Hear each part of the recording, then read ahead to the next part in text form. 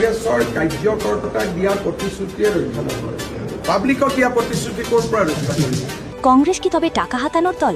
হিমন্ত বিশ্ব শর্মার বিস্ফোরক আক্রমণ। ভোটের টিকিট থেকে শুরু করে কর্মীদের বিশ্বাস, কংগ্রেসের বিরুদ্ধে সব লুটে নেওয়ার অভিযোগ তুললেন মুখ্যমন্ত্রী ডক্টর হিমন্ত বিশ্ব শর্মা।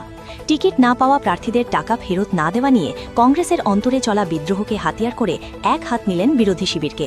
মুখ্যমন্ত্রী কংগ্রেসকে আক্রমণ করে বলেন, নির্বাচনের টিকিট দেওয়ার নামে কংগ্রেস আগেও টাকা সংগ্রহ করেছে। যারা টিকিট পাননি তাদের টাকা ফেরত দেওয়ার কথা গতবারও বলেছিল কংগ্রেস, কিন্তু দেয়নি। মুখ্যমন্ত্রী সরাসরি আঙুল তুললেন তৎকালীন সভাপতি রিপুন বরার দিকে। তার দাবি, বরার আমলেই কর্মীদের টাকা ভ্যানিশ হয়ে গিয়েছিল। মুখ্যমন্ত্রী বলেন, শুধু এবার নয়, মনোনয়ন প্রত্যাশীরা এখন গতবারের টাকাও সুদে আসলে ফেরত চাইবেন।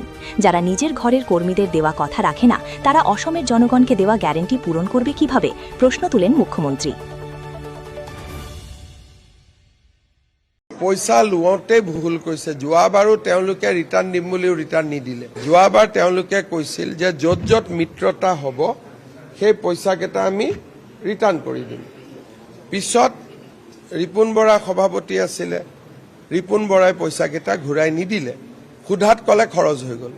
গতিকে অলৰেডি কংগ্ৰেছত এইবাৰৰ পইচা নহয়, যোৱাবাৰৰো পইচা বিচাৰি মানুহে ফেচবুক পোষ্ট কৰিব, কাৰণ যোৱাবাৰৰ পইচাকেইটাও ঘূৰাই দিয়া নাই। আৰু যোৱাবাৰ ডিক্লেয়াৰ কৰিছিল যে য'ত য'ত এলায়েন্স হয় নহয় কমলেশ, যে য'ত য'ত এলায়েন্স হয় সেই পইচাকেইটা আমি ঘূৰাই দিম, ঘূৰাই নিদিলে, এইবাৰো দিয়া নাই। গতিকে তেওঁলোকে কংগ্ৰেছৰ কাৰ্যকৰ্তাক দিয়া প্ৰতিশ্ৰুতিয়ে ৰক্ষা নকৰে, পাব্লিকক দিয়া প্ৰতিশ্ৰুতি ক'ৰ পৰা ৰক্ষা কৰিব।